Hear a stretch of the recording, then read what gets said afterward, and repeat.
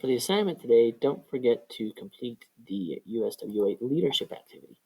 You will click on one of the presidents. It's really up to you which one. Read through, and then click submit in the text box. Type 10 facts in your own words, and answer the question in 2 or 3 sentences. Do you think the president was an effective leader? And please proofread. And don't forget the bell ringer for today.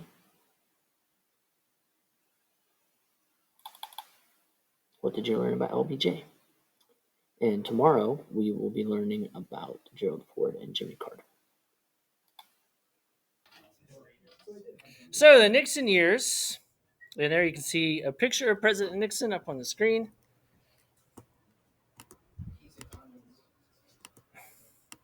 So he was an experienced politician because he's held quite a few jobs. He's been in Congress.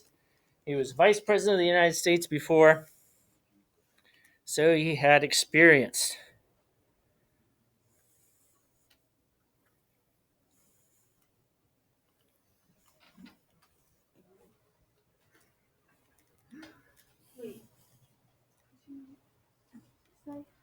Nixon was experienced.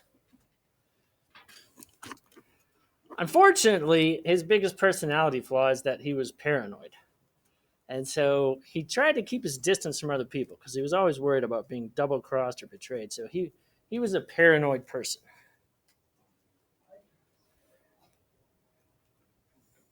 It'd make it easier to write down if you put it up on the screen.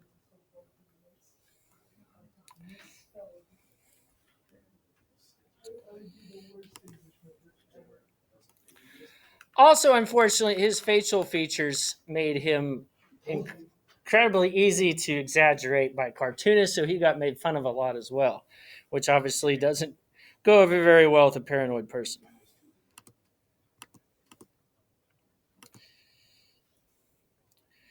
But he had a lot of issues to face. The three big ones, of course, were the economy, Go in on the left. civil rights,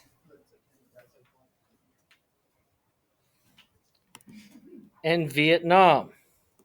And Vietnam actually was connected to the economy because we had spent so much money on Vietnam, it had created inflation, which are rising prices. So we had spent so much money on Vietnam that it created inflation or rising prices. In fact, just within 3 years, inflation doubled, so prices went up twofold. So inflation doubled. In 3 years. That's right. So he decided he wanted to engage in something called New Federalism. New Federalism.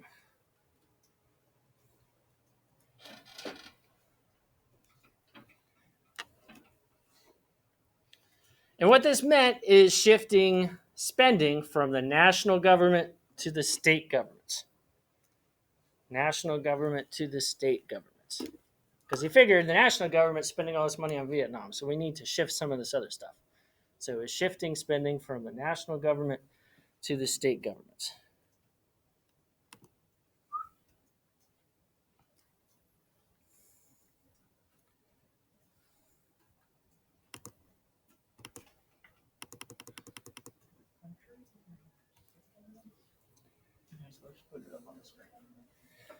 So, shifting from the national to the state governments, he thought was going to save some money.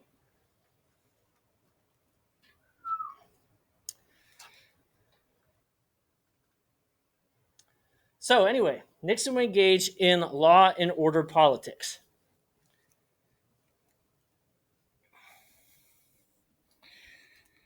Because civil rights had happened and it involved a lot of protests, just over the last couple of years, we can see sometimes protests sometimes turn violent. So he said maybe what we really need to concentrate on is law and order. We need to make sure that everybody's behaving themselves properly, and that will help with a lot of the problems in our country. But this also meant that it gave the police a lot more power. So the FBI and CIA, for instance, engaged in a lot more spying.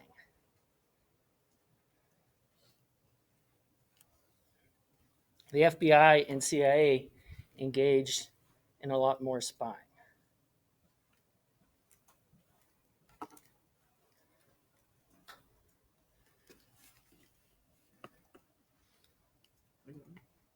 God, let's just put this right up here.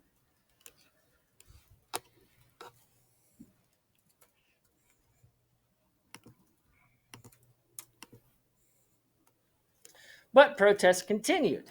And obviously, it was going to eventually lead to something bad happening. And so the worst incident happened in what is known as the Kent State Massacre.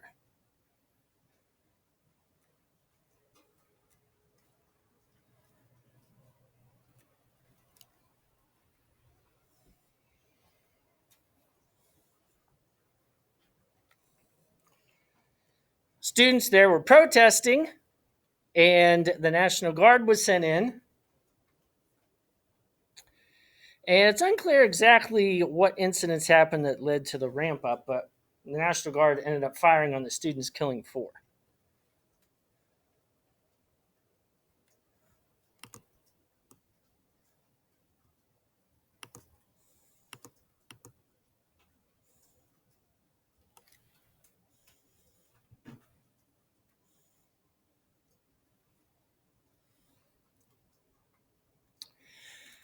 He was also concerned that civil rights might be taking a radical approach. And so he adopted a Southern strategy that promised to basically, he wasn't going to force desegregation. So people lived in separate communities. He didn't really see the point in forcing people to send their kids to different school districts or stuff like that. So he did not want to force desegregation.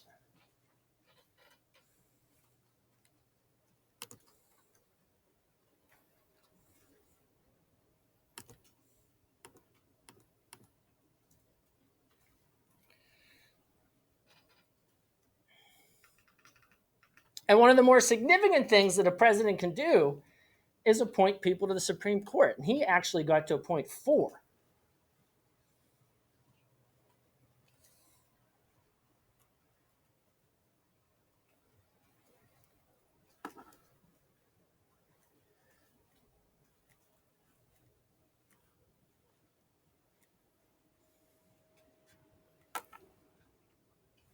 And so actually, since the end of his term, Republicans have controlled the Supreme Court till this day.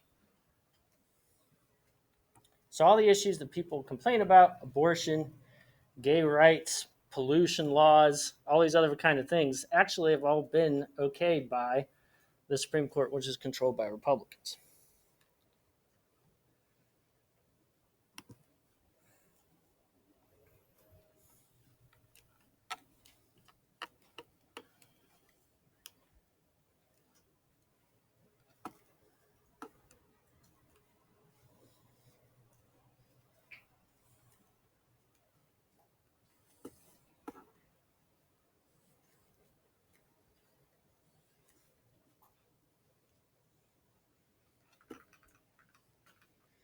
And then there was the first moon landing.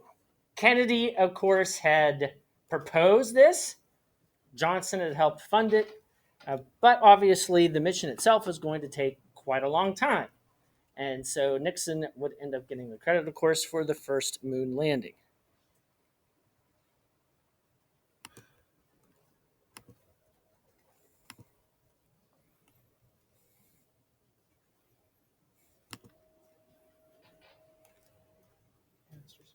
Mm-hmm. Your shoes untied. Thank you. I like to live dangerously. Does anybody know the name of the guy who was the first person to walk on the moon? Neil Armstrong, yes. And here is a picture. When they came back, they were concerned about diseases, about them bringing back something. I don't know why, because they were in spacesuits the entire time. Or that their immune system might have been weakened. So they decided to keep them under observation and quarantine them for some time. So here's President Nixon visiting the 3 astronauts after their return.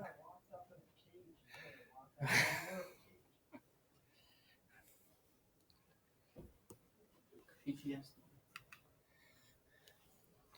And then there's President Nixon's foreign policies.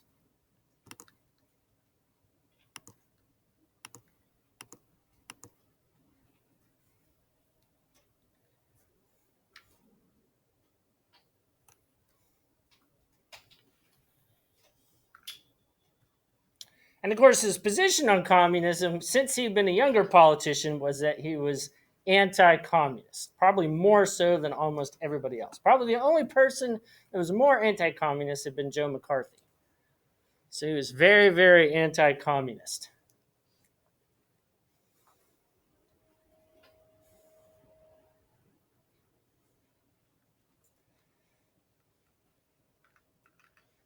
His closest advisor was Henry Kissinger. Henry Kissinger, who is still alive today, actually. Kissinger is Kissinger.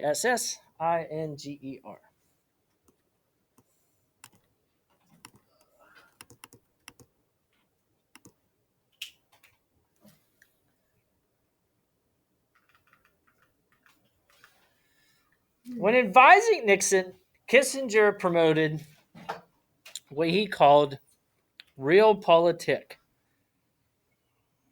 which is spelled REALPOLITIK.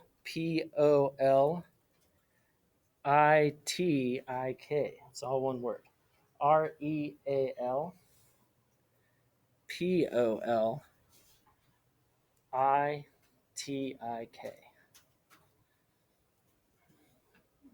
What that basically means is realistic politics, that a country should only do things if it's in its own interest. Now, this is different than Kennedy and Johnson. Both of them, like the Peace Corps, they wanted to go out and help the world. But Kissinger said we should really make these decisions first and foremost if it serves our best interest.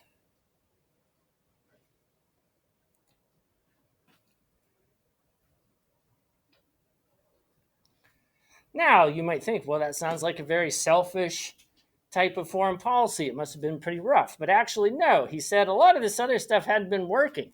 And so we need to do things that are going to benefit us, but they're actually going to work. So he actually partially gave up on containment, and would push détente. So partially gave up on containment and also pushed détente, which is spelled DETENTE.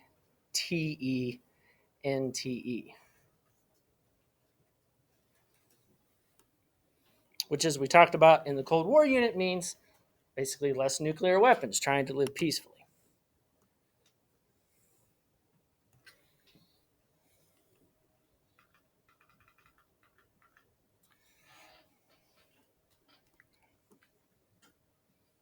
But that also meant improved relations with China.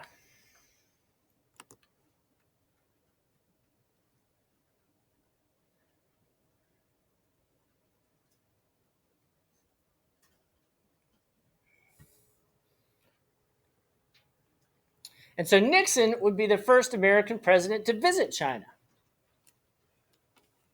And he would recognize the Chinese government. Because remember, up until this time, we actually recognized Taiwan as China. So we switched this to the actual mainland China and the Chinese Communist government.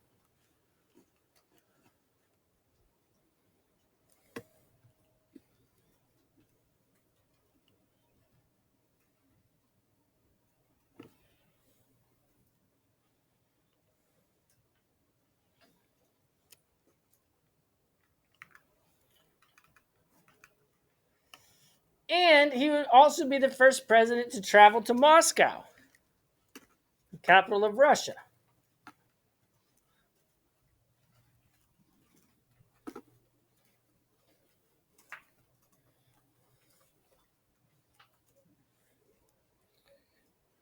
There in Moscow, he would sign the SALT Treaty, SALT, all capital letters. And this, of course, is the treaty that limits nuclear weapons.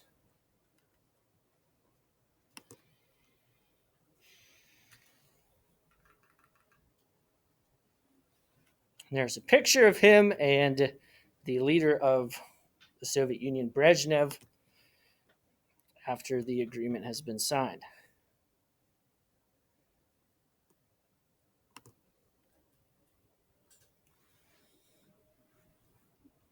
Of course, both of these things are surprising because both these countries are communist, and here this guy who's been anti-communist his entire life is the one that starts making deals with them.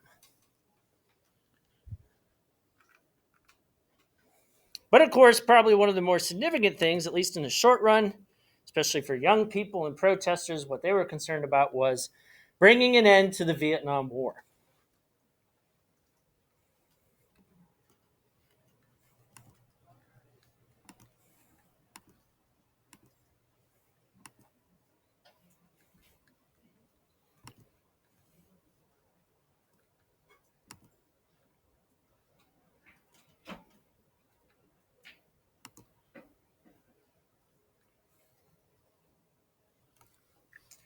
And basically, Nixon had a new strategy, which he called Vietnamization. A new strategy.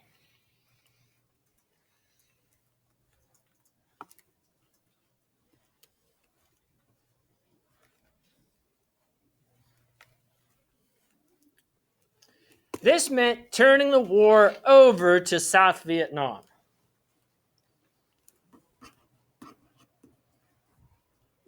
Remember, just like in Korea, the North is communist, the South is allied with the United States. So he was saying, let's turn the war over to them. We've done our part. We've kept North Vietnam out. South Vietnam is still separate, so therefore we should be able to leave and everything will be fine after that. The South Vietnamese can carry the water from now on.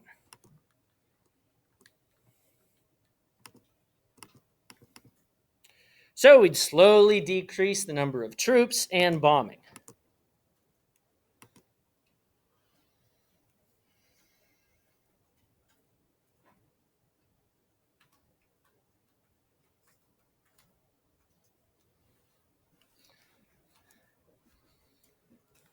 So, in 1972, with all these deals, especially with Vietnam winding down, President Nixon was on his way to easily win re-election. In fact, he did. Here you can see his states are represented in red. The Democrats are in blue. So he ended up sweeping almost every single state in the entire country. Now, of course, this map is also misleading because he still only won 60.7% of the vote. So it makes it look like everybody in the country voted for him, but that's not the case. But it was a huge success, which kind of makes the Watergate scandal kind of mysterious because people wonder why did he need to cheat at all if he was going to win so overwhelmingly. Christmas bombing. But shortly after he won the election, he increased the bombings around Christmas time in Vietnam again.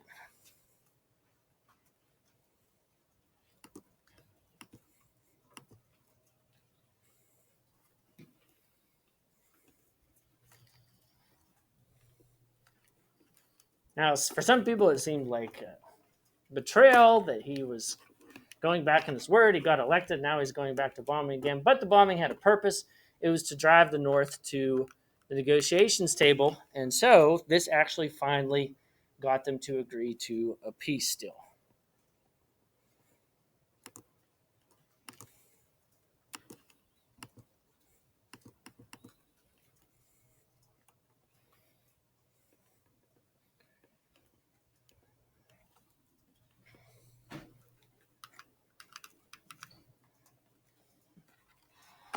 But the terms were actually incredibly simple. It only involved two things: an exchange of POWs, prisoners of war,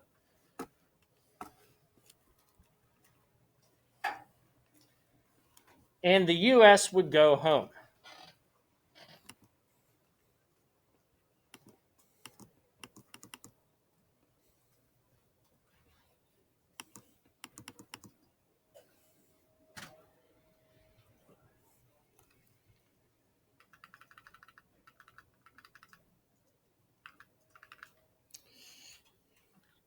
We already talked about this. Good job. We don't have to write it down. Just what I say. What is Watergate? So you already watched a video about this, so we don't have to go into all of it specifically.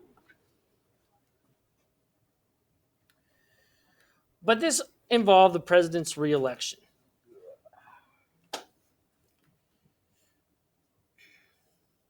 And probably the most significant point that started all this was what happened in that video yesterday, was that they broke into the Democratic Party headquarters to get information.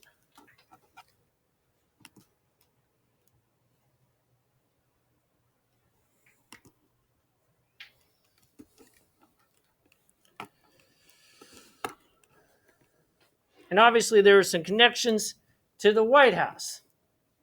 Now where the video stopped, so they didn't go over any of the rest of this, is the next thing that happens, of course, is there's lots of suspicion. So the president appoints a special prosecutor. The president appoints a special prosecutor. So this is a lawyer that will get into the bottom of this. And when President Nixon did this, he made it look like, yeah, maybe there were some bad guys close to my campaign. So let's send in a special prosecutor, and he'll sort out who did what and what was wrong, and then it will all be taken care of. And I'm appointing this special prosecutor, so I couldn't possibly be guilty of anything. So a lot of people thought, once again, that would be the end of it. You saw in that video yesterday, there were people, once the newspaper article first came out, a lot of people said, well, it's gone away. He's reelected, so what does it matter? So the special prosecutor starts to investigate. And some of the people who are arrested start to give more information.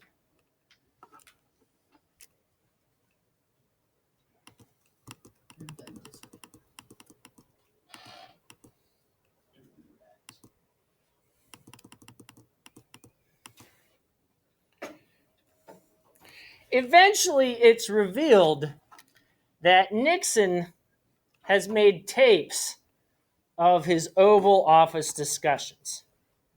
Is that not allowed? No, he's allowed to do whatever he wants. But the question is, what is on those tapes? And did he talk about the Watergate break-in? If he's allowed to, then what does it matter? Because it might be evidence to prove that he was involved with it. They could have proved him guilty of being with the Watergate, and that could have really changed Watergate. Yes. So the special prosecutor asks for the tapes, and a judge agrees. He says that you do have to turn these over. So Nixon asked the attorney general to fire the prosecutor. Yes. The attorney general disagrees, and so Nixon fires the attorney general. Screw him all. Then he asked the deputy attorney general to fire the special prosecutor. The deputy attorney general also says no.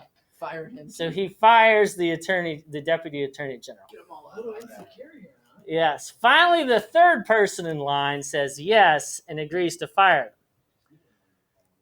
So the special prosecutor gets fired. But there's such a huge public outrage that shortly thereafter, Nixon has to appoint a new special prosecutor. And so the new special prosecutor, the first thing he does is he asks for the tapes. This ends up going to court in a case known as the United States versus Nixon, which for a paranoid man seems like the entire country is out to get you. So it goes to the Supreme Court, and the Supreme Court agrees the president is not above the law, therefore the tapes have to be turned over. By the way, that day that all those people are fired, it happens just over a weekend, so it's known as the Saturday Night Massacre. Yeah, he doesn't have anything to kill, but they do lose their jobs. Nixon turns over transcripts of the tapes. And there is a large gap in one of the tapes where it is claimed that the secretary accidentally taped over it with just blank noise. Yeah. So it's often suspected, since this happened in the middle of a conversation he was having about the Watergate situation, that some of it was deleted. So at that point, the House of Representatives begins its investigation. Now, the House is 435 people, so they don't all get together and do stuff like this. So it's just one committee, the Judiciary Committee, and they start to hold investigations, and they decide that the president should be impeached. But that's just one committee, not the whole House. So before they're able to do that, get the whole House to vote for it, some of his friends in the Senate come to visit him and tell him, if you get impeached, we're going to have to vote to convict you. And so that's when he decides to resign the presidency. So he takes the sissy way out. Yes. So he actually, a lot of people think he got impeached, but technically he didn't, because he resigned just before that was going to happen.